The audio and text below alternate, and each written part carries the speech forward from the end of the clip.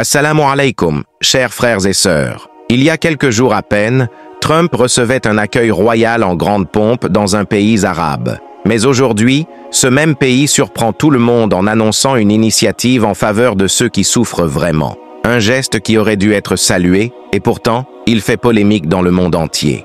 Pourquoi une telle réaction face à ce geste? Qu'a fait exactement ce pays pour déclencher autant de critiques? Entrons dans le vif du sujet. Ce lundi, l'agence de presse saoudienne a rapporté que le roi Salman a ordonné d'accueillir 1000 pèlerins palestiniens pour le Hajj cette année. Ces hommes et femmes viennent des familles de martyrs et de blessés victimes de l'agression israélienne en cours. Ce geste s'inscrit dans un programme officiel géré par le ministère des Affaires islamiques. Pour beaucoup de Palestiniens, c'est bien plus qu'un simple voyage. Le Hajj est un rêve que beaucoup n'ont jamais pu réaliser, souvent à cause du manque de moyens ou de santé fragile. Et dans le contexte actuel, c'est une bouffée d'air au milieu d'un cauchemar. Nos frères et sœurs de Gaza et de Cisjordanie vivent entre bombardements, blocus, famine et douleur. Cette initiative leur offre une pause spirituelle, un moment de paix dans la maison d'Allah. Un moment pour pleurer, prier et se relever. Mais est-ce vraiment suffisant? Est-ce que ce geste efface tout?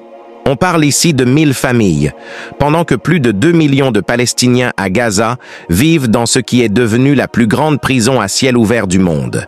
Depuis le 2 mars, l'aide humanitaire ne passe plus. Des enfants meurent de faim, les hôpitaux ne fonctionnent plus ou sont attaqués. Et en Cisjordanie, les raids violents ne s'arrêtent jamais.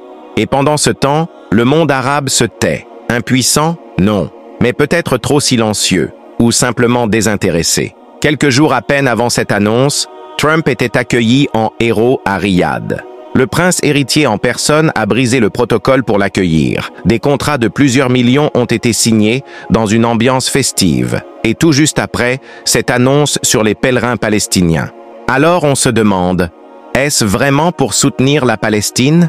Ou est-ce un simple coup de communication pour calmer la colère des musulmans du monde entier? Une manière de détourner les regards, de faire croire qu'on agit?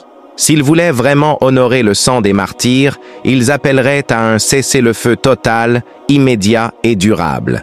Ils mettraient leur argent, leur influence et leur pouvoir au service d'une cause juste.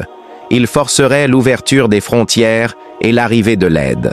Mais au lieu de cela, ils accueillent les opprimés, tout en ouvrant grand les bras à leurs bourreaux. Ce geste fera du bien, oui, à 1000 personnes. Mais on attend bien plus que ça. Notre communauté mérite des actions, pas juste de la charité. Et quand on parle d'agir, ce n'est pas forcément faire la guerre. Il y a 1000 manières d'aider réellement la Palestine, sans verser une seule goutte de sang. Qu'Allah soulage nos frères et sœurs en Palestine, qu'il mette fin à leur souffrance et leur accorde la paix. Amin.